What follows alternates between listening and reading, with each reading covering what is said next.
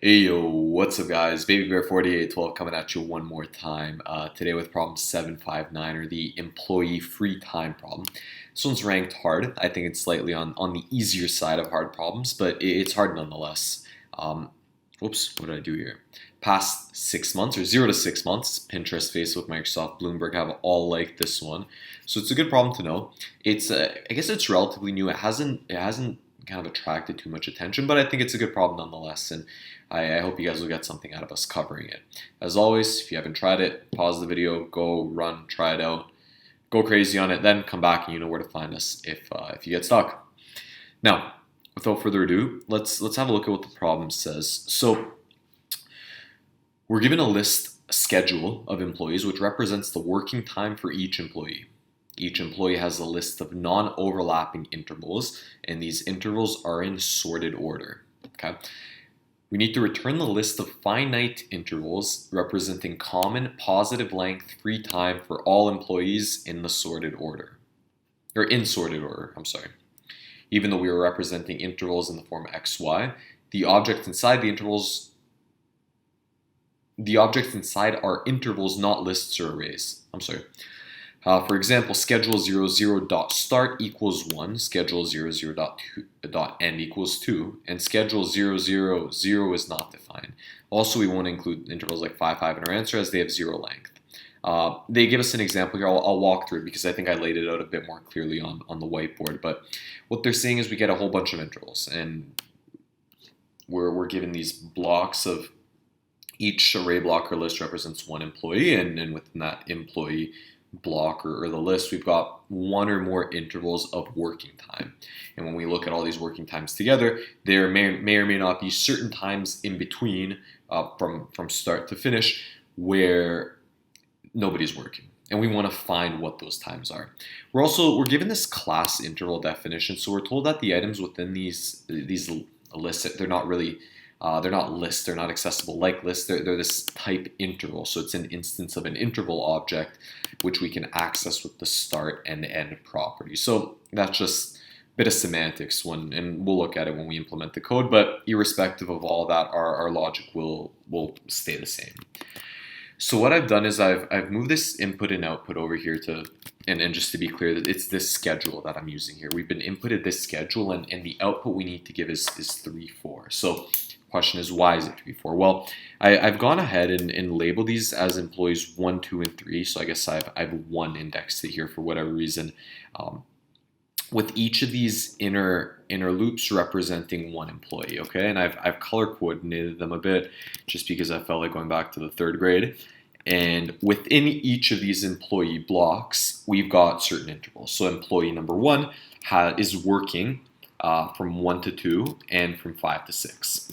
Employee 2 is working from 1 to 3, and employee 3 is working from 4 to 10. If we were to write all these out somehow, we would see that 3 and 4 is the only free time they have. One way to think about this maybe is to say, let me kind of draw, maybe if this is 1 to 2, we'll say someone's working here, and then maybe we got 5 to 6 over here, and so maybe I'll call this 1, 2. This is, somebody here is working 1, 3, so that's going to take up all this time. This was 5 to 6, and then we saw 4 to 10. So 4 all the way over here to 10, that goes, let's pretend this is 10. Diagram is not to scale. We can see here quite clearly that the only free time is between 3 and 4.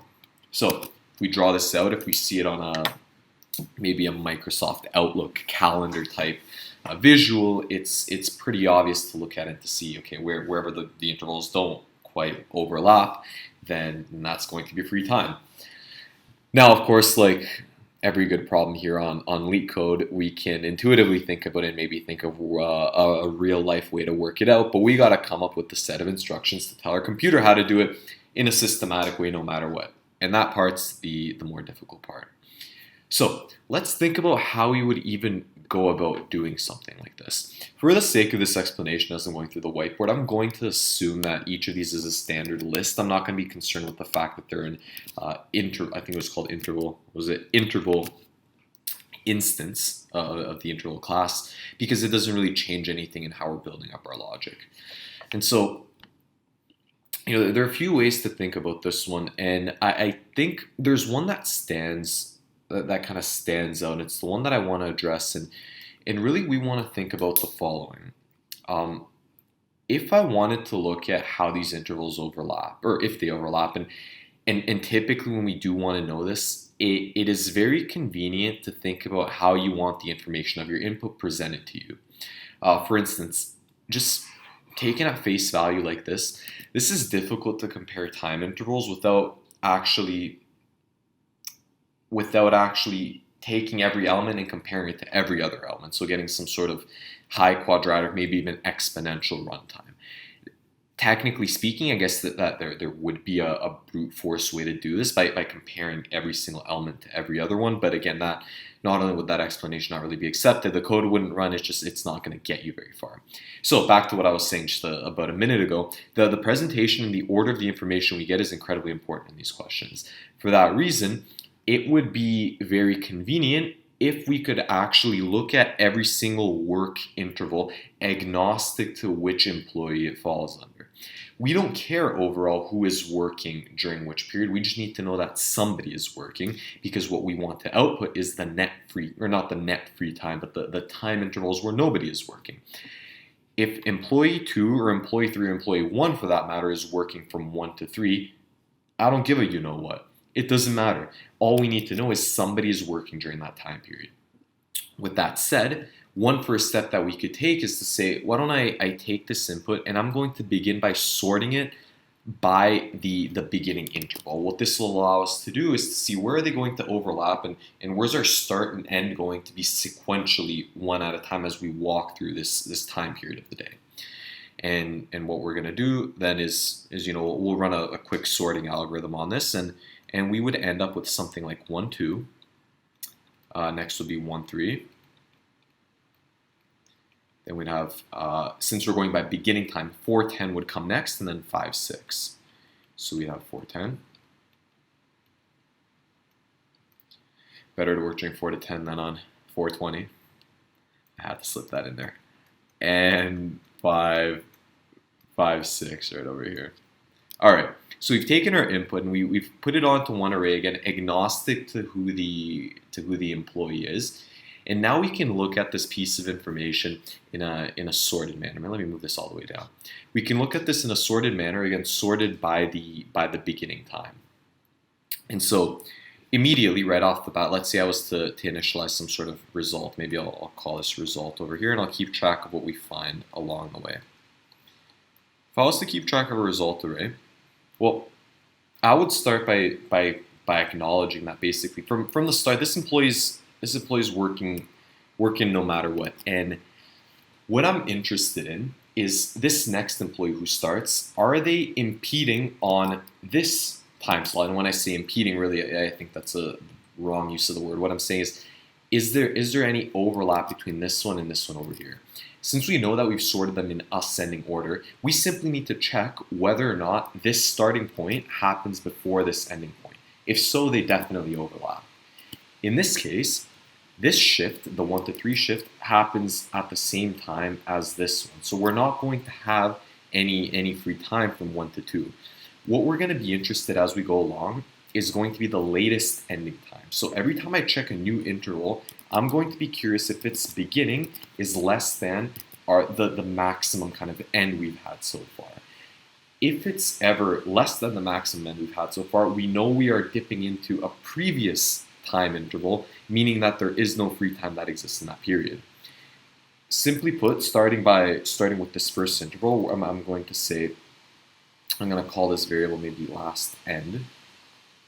My computer's starting to heat up, so that's why the writing's getting all messy. I do apologize. The last end here, we're going to set by default to this first variable 2, or this first ending here 2. I'm now going to start by looking at this next point over here. I'm going to look at 1, 3. Okay, I'm looking at 1, 3, and now I ask myself, well, 1, 3, is this 1? Do I start before the last ending that I had? And the answer is yes, I do. So in that case, I'm not going to have any free time. There's nothing I can add to my free time result array. Once I've checked that, I now need to ask myself, okay, well, does this change my latest possible end time? So let's say that let's say this is a 1.5. Somebody worked from 1 to 1.5. In that case, this whole interval will be contained in here. And so it doesn't matter. That 1.5 changes nothing, because if somebody were to come work at 1.75, this guy was to start at 1.75, or this gal, then they would still fall within this last ending period, and so this would change nothing. However, we have this overlap here now, meaning we're dipping into this previous interval, and we know we're dipping into it because we've sorted by starting point, remember. Now, technically speaking, the latest end that we have is going to be the maximum between this 2 and this 3. Again, I say the maximum because think about that example of the 1.5 that I had. If this was a 1.5 instead of a 3, then that would be irrelevant. It would change nothing. So all of a sudden now, I have no extra free time, but now my last ending time is going to be at 3. All right? Now, so we're done looking at this one. Now let's look at this next interval. We're looking at 4 to 10. This interval starts at 4. The previous interval ended at 3. This means that between 3 and 4, there is free time. There is nothing happening between 3 and 4. The latest possible ending from everything that happened before where I am ended at 3. And the next one starting at 4. So cool, we acknowledge that, and then we realize 3 to 4 is empty. Awesome, this is when we're having our siesta. So 3 to 4 is in there as a free time. Now that we've done that, within the same kind of loop or this iteration, we will ask ourselves, what happens now to my latest ending time? Well, now we're starting from 4 to 10, okay? And 10 is much later than 3 was. So anything that happens before 10 will not, it can't be included within any of our free time periods. And again, the reason this wouldn't happen is because any interval from here on outward, so from the 5 on out, even if this was a 4, it doesn't matter. We've sorted this by beginning time. The lowest this number could be is a 4, right? This couldn't be anything less than a 4. If it's a 4 or more, well, it's not going to end in our result because we already booked our free time from 3 to 4. And so then when we check this last element, right, we notice that the 5 is less than the 10, meaning we start during a working interval, and this doesn't provide us with any additional free time. And so by the power of logic and algorithms, we've actually come to our conclusion that 3-4 is the only free time that we have. To quickly recap, or not quickly, but briefly recap what we did, is we said we acknowledge that we have these time intervals by employee, but it really doesn't matter which employee it is. What would also be convenient to know, though, is to have these times sorted so that we can sequentially, or for you guys backwards, sequentially look at them one at a time going forward, such that we can see that if the beginning of one interval is smaller than the greatest end we've seen so far, there's an overlap and we're not going to add that to our free time. If there is no overlap, though, we can definitely add the previous maximum ending we had, that was this 3, to our current beginning. We know that between, in this case, between the 3 and the 4, nothing's happening, everyone's on break. And that's why we're going to append that interval to our result array. I hope that explanation made sense. If it didn't, let me know in the comments down below. I'm happy to elaborate as always. But I think at this point we can jump on over, make sure that's off, jump on over to the code and see how we would actually implement this. So I'm going to move this over so we don't take up any space. I've left these definitions up here just to remind us that we're working with the intervals. Maybe I'll start by doing some basic error checking, and then what I'll do is we'll take those intervals. So exactly what we did here is to break down and sort intervals. So break down intervals. Maybe I'll sort intervals, or not maybe, I will definitely sort intervals. And then after that, we will loop through intervals to find free time. And after all that, we are going to return some result array. And I'm going to define this result, of course, at some point. But let's begin with the error checking.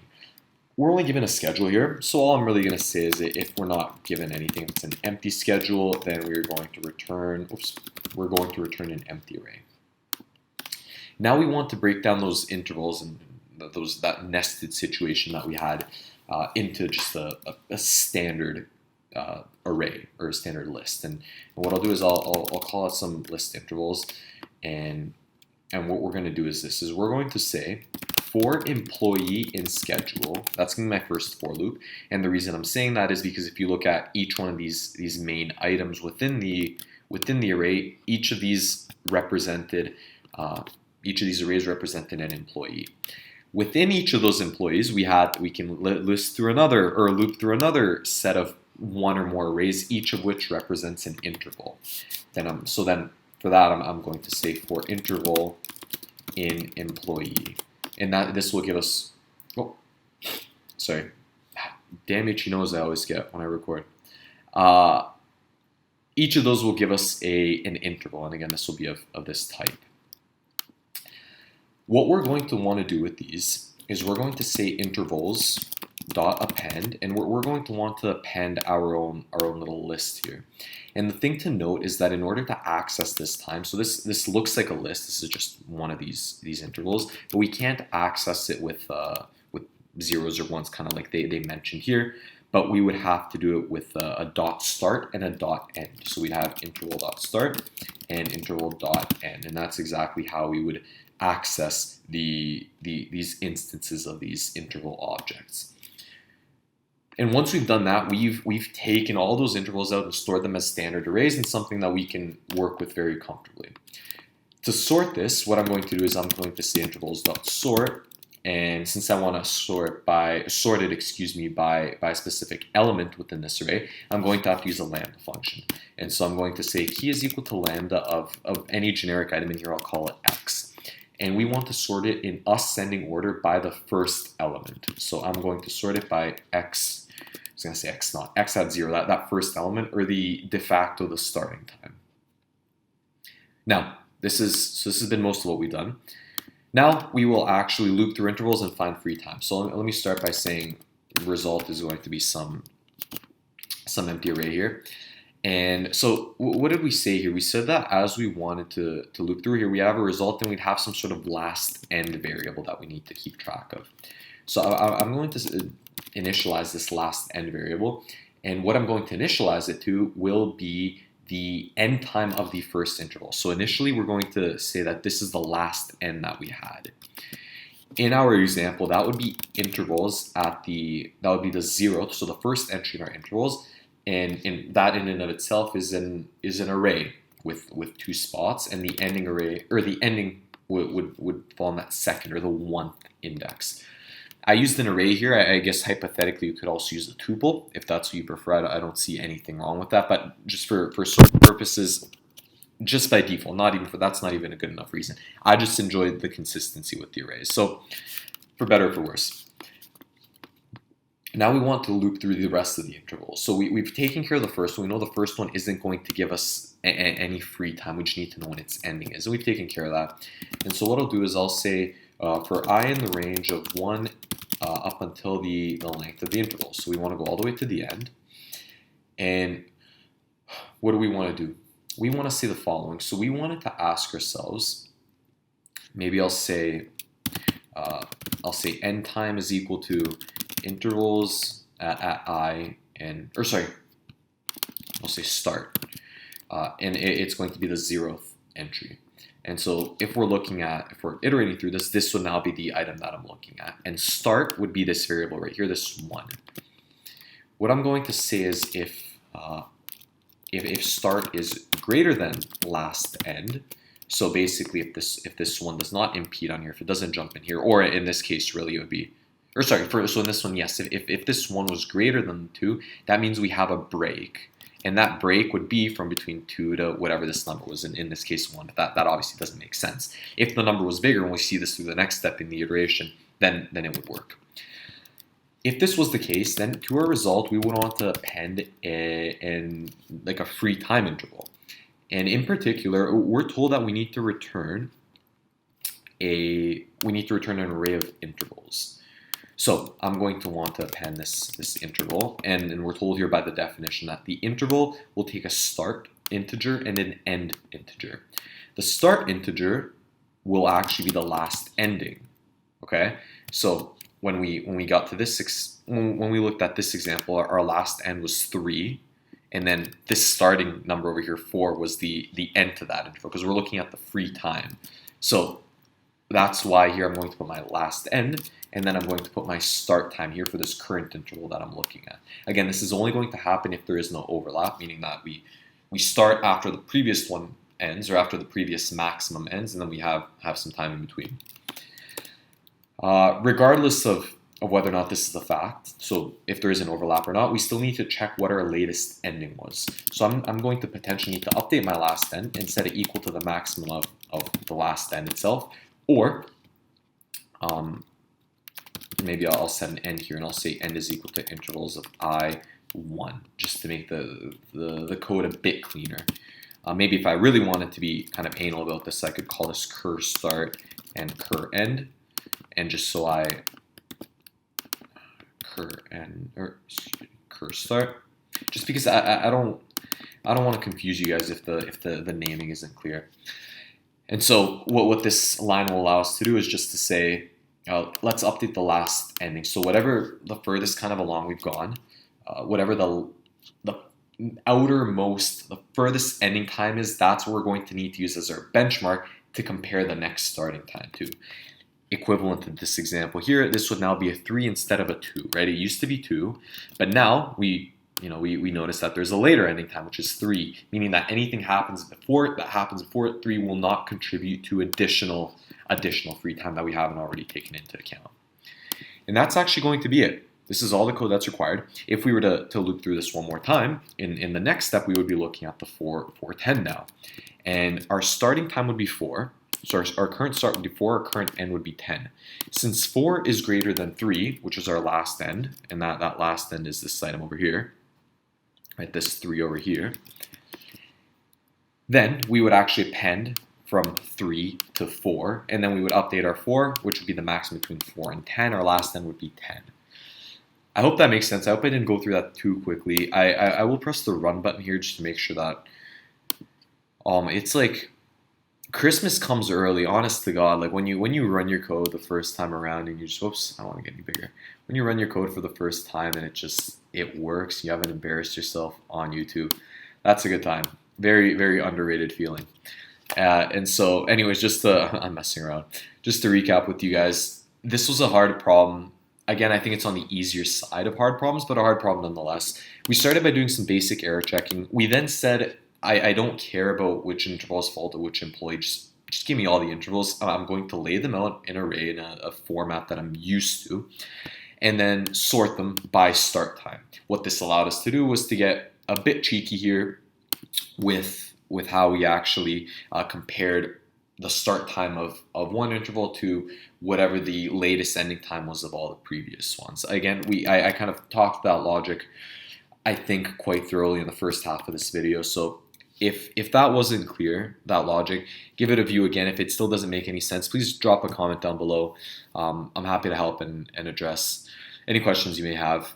Anything else you want me to answer, as always, drop the suggestions. I'm always open to it. I'm trying to do one of these daily, so I always have a bunch lined up that I can do. But if there's anything that's kind of higher priority that you'd like, let me know as always. Like, comment, subscribe, share. I'm trying to think of who to tell you to share it with. Yeah, I don't know, your third grade teacher, the one who thought you wouldn't amount to anything. Just show her this video, tell her this is what you're working on right now, and make her jealous. That's about it, guys. Yeah, so that was so cringe. That's it for me today. I'll see you guys tomorrow, and yeah, until then, keep studying hard. Peace.